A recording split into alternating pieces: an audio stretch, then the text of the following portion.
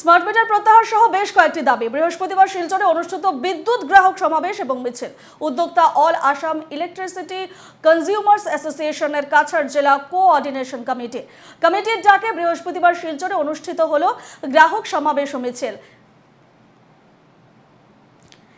এ নিয়ে আমরা বিস্তারিত জানবো। সরাসরি রয়েছেন আমাদের প্রতিনিধি পাপলু দাস। পাপলু, স্মার্ট মিটার প্রত্যাহার সহ বেশ কয়েকটি দাবি, কি কি দাবি রয়েছে তাদের? যেমনটা জানা যাচ্ছে যে শুধু স্মার্ট মিটার নয়, আরো বেশ কয়েকটি দাবি রয়েছে, সেক্ষেত্রে তাদের বিভিন্ন দাবি দাবাগুলো কি রয়েছে? একদম রূপা, আজকে আমরা যেটা দেখলাম শিলচর শহর এই প্রচন্ড দাবদাহে রীতিমতো এই যে আন্দোলন যেটা চলছে সেটা কাঁপিয়ে দিয়েছে বলবো আমি।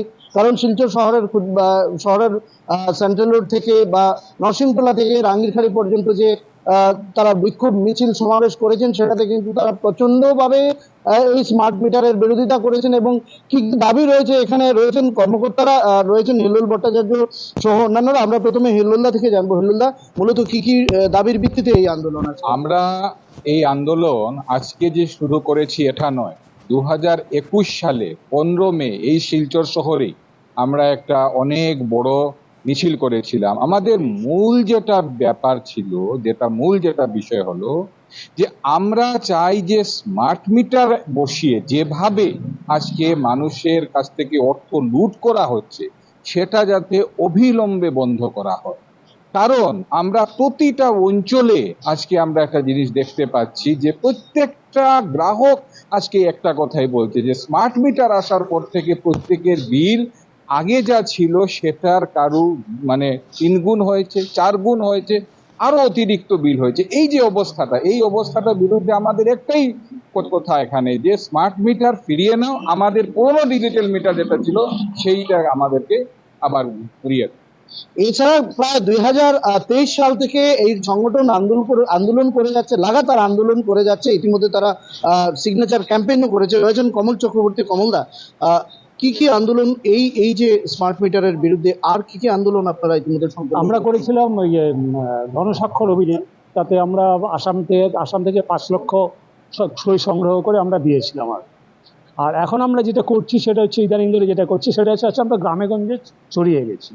আমরা প্রায় সপ্তাহে 2-3 দিন করে একটা মিটিং থাকে বিভিন্ন জায়গায়, এবং আমরা একটা নিশ্চিন্ত যে কাছাড় জেলায় গ্রামে গঞ্জে আর স্মার্ট মিটার বসাতে পারবে না, ওরা এতটাই ক্ষুব্ধ হয়ে আছে। আর সেই জায়গাটা হচ্ছে আমাদের গ্রাম ভিত্তিক যে ব্যাপারটা সেটা করা। এবং শহরে যদি আপনারা সাংবাদিক হিসাবেও আপনাদের কাছে অনুরোধ হলো, যদি আপনারা কোনো জায়গায় খবর পান যে স্মার্ট মিটার বসানো হচ্ছে, আমাদের খবর দিলেই হবে, আমরা সব রুখে দেব। কাজে আমরা চাই যে আসাম সরকার যেন এই স্মার্ট মিটার প্রত্যাহার করে। কারণ এটা শুধু শিলচরের সমস্যাটা হচ্ছে তা না, বা বরাকে হচ্ছে তা না, আমরা দেখতে পাচ্ছি আসামেও সেই সমস্যাটা দাঁড়িয়ে গেছে। রয়েছেন অরিন্দম দেব, পরবর্তী কি কি এই স্মার্ট মিটারের বিরোধিতা নিয়ে পরবর্তী কি কি পদক্ষেপ রয়েছে বা কি আন্দোলনের রূপরেখা আপনারা তৈরি করেছেন? বিষয়টা হচ্ছে গিয়ে যে আমরা প্রথম থেকে লক্ষ্য করছিলাম যে ইলেকট্রিসিটি বিষয়টা কোনো লাভজনক বিষয় নয়। এটা অত্যন্ত একটা সেবামূলক জায়গা, কারণ ইলেকট্রিসিটি ছাড়া মানুষের জীবন চলে না। আজকে আমরা দেখতে পাচ্ছি যত দুঃখের সাথে সরকার সেটা নিয়ে ব্যবসা করার জায়গায় চলে গেছে। এবং এ নিয়ে বিগত 11 সেপ্টেম্বর গুয়াহাটির বিজুলি ভবনে আসামের প্রত্যেকটা ডিস্ট্রিক্ট থেকে মানুষরা এসেছিলেন, এসে সেখানে বিক্ষোভ প্রদর্শন করে গেছেন। দেয়ালে পিঠ ঠেকে গেছে এখন মানুষের।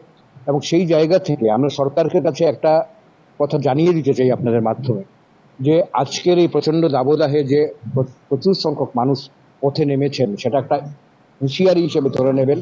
কারণ সেই জায়গা থেকে আন্দোলন যে জায়গাতে যাচ্ছে, সেই জায়গাতে যদি কোনো ধরনের একটা বিশৃঙ্খল পরিস্থিতির সৃষ্টি হয়, সেটার জন্য সম্পূর্ণভাবে দায়ী থাকবেন সরকার, সম্পূর্ণভাবে দায়ী থাকবেন এপিসিবিএল। এবং কারণ মানুষের পকেট কেটে মুনাফা লাভের জন্য বিদ্যুৎ বিভাগ নয়, বিদ্যুৎ বিভাগ অবশ্যভাবেই একটা সাধারণ মানুষকে যে সেবাটুকু দেওয়ার জন্য আছে, সেই সেবাটুকু দেওয়ার জন্য, একেবারে স্বাস্থ্যের মতোই, শিক্ষার মতোই বিদ্যুৎ বিভাগও সেরকম একটা উপর্যুপরি একটা জায়গা। সেটুকুই বলবো। এবং আগামীতে এই আন্দোলন মানুষের মনে যেভাবে ক্ষোভ তৈরি করছে, মানে স্মার্ট মিটার মানুষের মনে যেভাবে ক্ষোভ তৈরি করছে, সেই জায়গা থেকে এই আন্দোলন কোন জায়গাতে পৌঁছবে, মানুষ যদি জেগে যান তাহলে কি জায়গায় নামবে সেটা হলফ করে আমরা আগের থেকে বলতে পারি না। তবে সেইটুকু আমরা আঁচ করতে পারছি যে মানুষের ধৈর্যের সীমা শেষ হয়ে যাচ্ছে। প্রতিদিন তারা পকেট কাটছেন, মানে যারা 5 টাকা বিল দিতেন তাদেরকে এখন কাউকে 15 টাকা, কাউকে 20 টাকা, কাউকে 25 টাকাও বিল দিতে হচ্ছে। সেই হিসেবে কয় গুণ বাড়লো সেটা হিসেব করবেন সরকার, এবং সেই পয়সাটা কোত্থেকে দেবেন তারা, কারণ মানুষের রোজগার দিন দিন কমছে, দ্রব্যমূল্য প্রতিদিন বাড়ছে, মানুষের বেঁচে থাকাটাই একটা একেবারে পাবলো প্রশ্ন একেবারে চিহ্নের মুখে ক্ষুব্ধ এসে যাচ্ছে। হয়ে আছেন শিলচরবাসী, স্মার্ট মিটার নিয়ে ক্ষুব্ধ শিলচরবাসী এবং আগামী সময় বৃহত্তর আন্দোলনের হুঁশিয়ারি দিয়েছেন যদি সরকার স্মার্ট মিটার নিয়ে কোনো সদুত্তর না দেয়, কোনো সেভাবে উপযুক্ত যদি পদক্ষেপ না নেয়, সেই ক্ষেত্রে কিন্তু বৃহত্তর আন্দোলনের হুঁশিয়ারি দিয়েছে শিলচরবাসী। তোমাকে আপাতত ধন্যবাদ জানাচ্ছি পাবলু।